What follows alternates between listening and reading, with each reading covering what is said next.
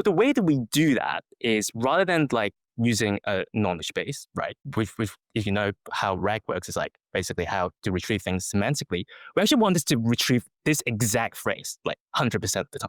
How we do that is we basically have each questions, we give them a question ID, and based on the question ID, like we semantically search for the question ID, and then it goes through the Airtable, retrieve based on the question ID, retrieve the questions and the answers and all the relevant information like instructions, etc. So it gets a little bit more complicated than that. But then the core idea is it pulls back all the information back to VoiceFlow, which basically is this super brain that has all the information that it needs to generate a response. I'm gonna call you on that on a technicality here. Do you think it's necessary to have a retrieval system for a relatively small set of question answers there? Could you just stuff it like the tokens are cheap nowadays? There's a huge amount of context you can fit in. So where do you draw the line of like going to the RAG system? Because there's a question of like, is RAG dead because of these massive models that are so cheap now?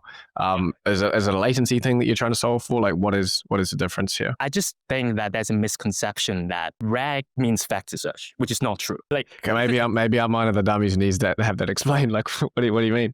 It's basically RAG it's is just retrieval augmented generation.